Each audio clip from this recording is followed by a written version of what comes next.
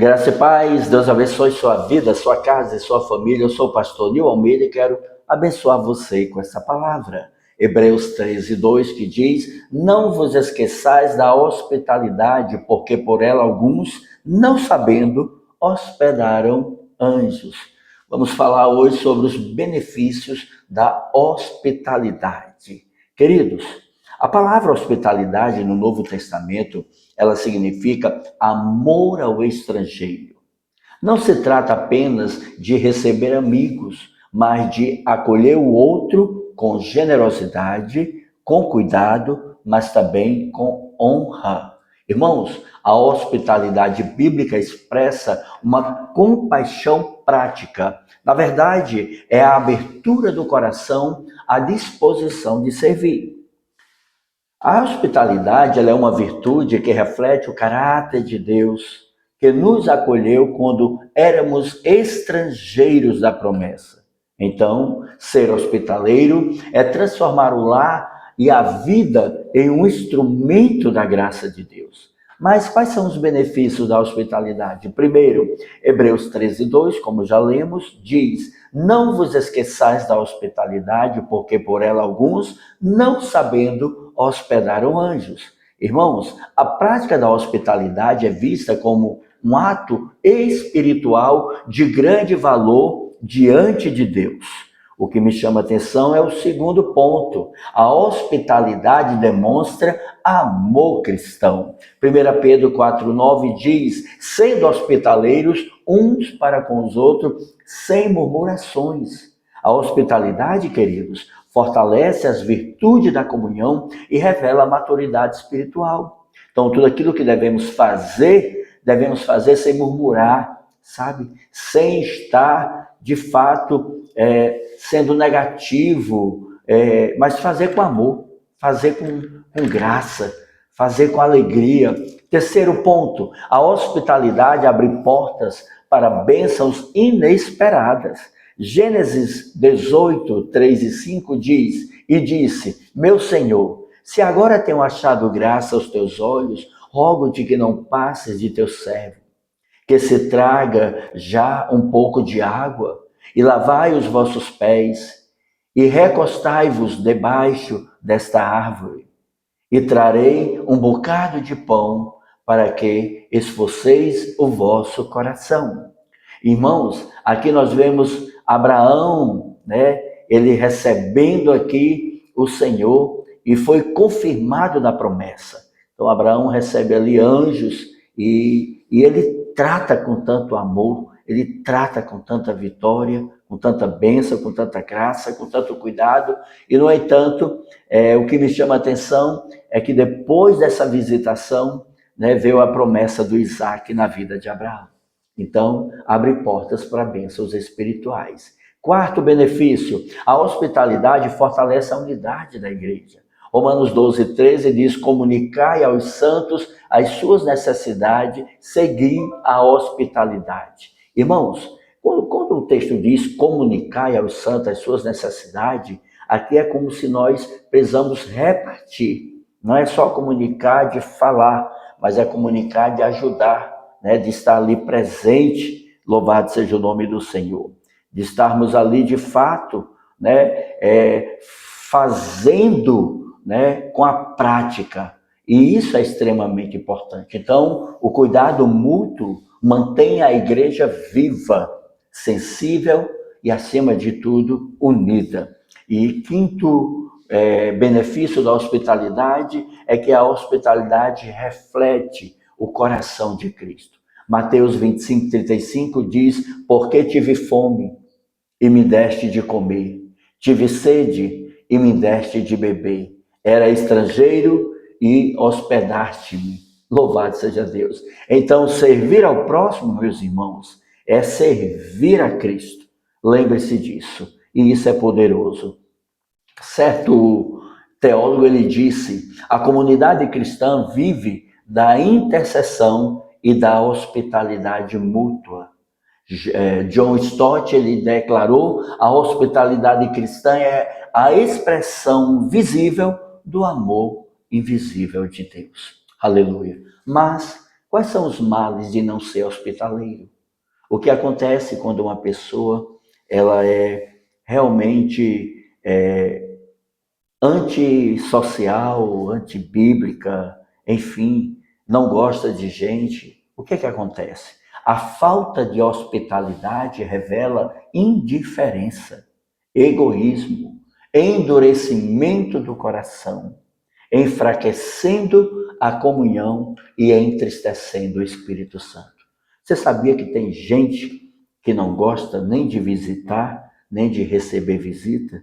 Tem gente que não gosta de gente, né? Há um perigo nisso, principalmente se você é crente. Então, primeiro mal, a negligência gera omissão diante do necessitado.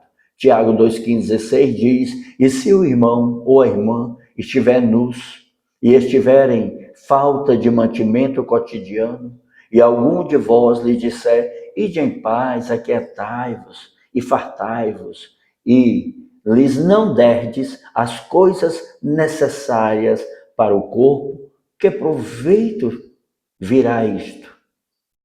Irmãos, ignorar a necessidade do próximo é revelar uma fé sem obra, uma fé morta. Muito cuidado, irmãos. Não podemos sermos negligentes com a hospitalidade, com o servir, com o dar, com o receber. Nós temos falado nessas últimas sequências aqui sobre contentamento, sobre dar, sobre receber, agora sobre a hospitalidade. Tudo isso, se você observar, cada um desses estudos, né, dos benefícios, nós vamos fechar em 100, hoje são 86 estudos, para você ter uma ideia.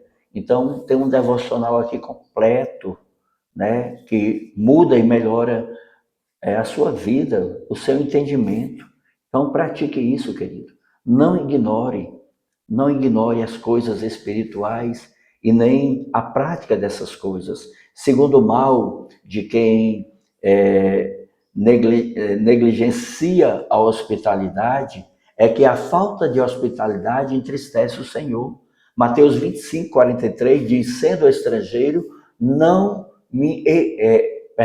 sendo estrangeiro, não me recolheste, estava nu, não me vestiste, e enfermo, na prisão, não me visitaste.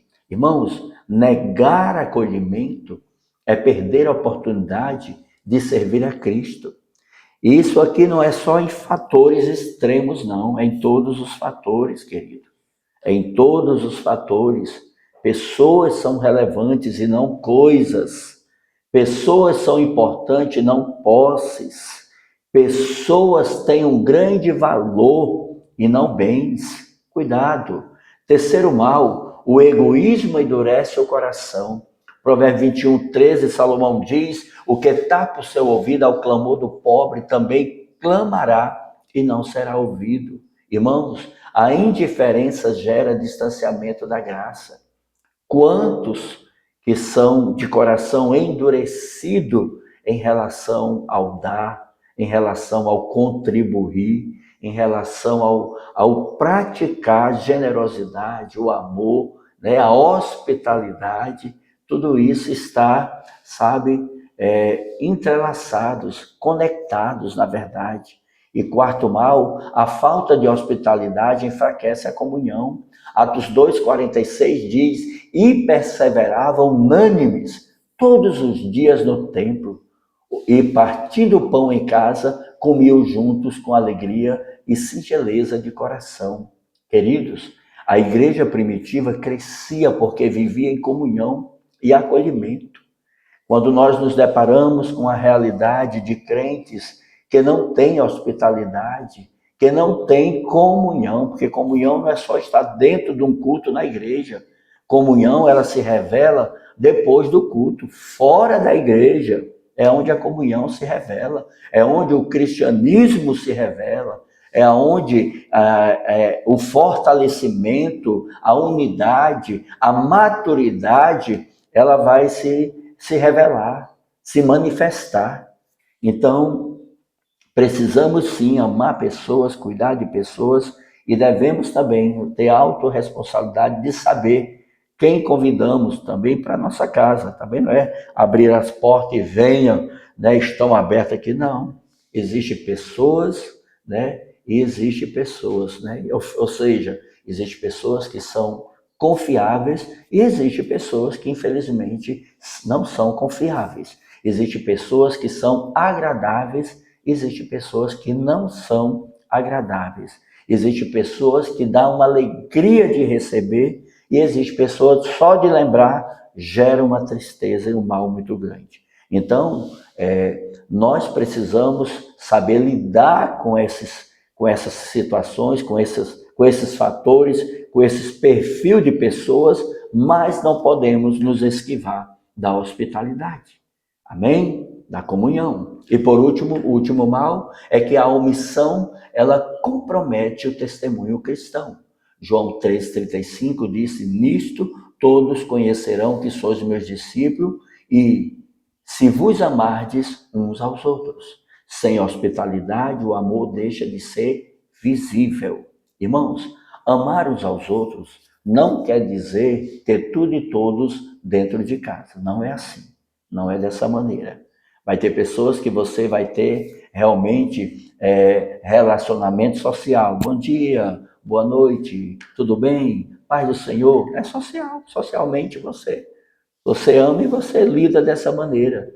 Tem pessoas que você vai ter um relacionamento mais próximo, né? Pai do Senhor, tudo bem? Você pode até ir na casa dele, ir na sua casa, né? De repente vai comer junto em algum lugar. E existem pessoas que têm um vínculo, aquela pessoa, né? Que é da intimidade, aquela pessoa que é de perto, que come com você ali na mesa, que você vai na casa dele, ela vem na sua casa, é um relacionamento sadio, respeitável, todo mundo respeita o limite do outro, né? E isso são realidades. E existem pessoas que você não quer perto, né? Então é fato. E aí tudo bem, não é que você não ame, você ama, mas não dá para andar junto, né? Então assim, e isso tem que ter maturidade. E está tudo bem. E está tudo bem. O que não pode é ter no coração raiva, revolta, ódio. Isso não pode. De fato, não pode. Então, para concluir, querido, a hospitalidade, ela é uma expressão prática do amor de Deus em nossos corações. Então, ela vai abrir portas para grandes bênçãos, queridos. Isso é um entendimento profundo, meu irmão. Profundo mesmo. Por quê? Porque a hospitalidade fortalece, a hospitalidade gera comunhão, a hospitalidade ela manifesta o caráter de Cristo em nós. Aleluia. E não ser hospitaleiro, querido, endurece o coração, enfraquece a fé, e a fé ela tem que ser prática. Então enfraquece, compromete o testemunho, gera ruptura em relacionamentos. Quando nós abrimos a nossa casa e o nosso coração, querido, nós participamos da missão de Deus e revelamos ao mundo o amor que recebemos dele uns para com os outros. Lembrando que tem que ter autorresponsabilidade. Amém? Pai, em nome de Jesus eu oro, eu abençoo sua vida, eu declaro sobre você a bênção do Senhor. Que a mão do Eterno te guarda, te cubra, te esconda, que o Senhor te proteja, que você viva em novidade de vida. Eu oro para que a hospitalidade ela seja compreendida, ela seja ministrada no seu coração de uma forma sadia, de uma forma honesta, de uma forma pura, mas acima de tudo de uma forma responsável. Que possamos ser, sim, hospitaleiros segundo a Bíblia. E que a mão do Senhor seja sobre você. Amém? E não se esqueça, há um Deus dos céus olhando para você, há um Deus dos céus preocupado com você e há um Deus dos céus que ama você. Deus te abençoe, compartilhe com quem você ama. Um abraço e a paz.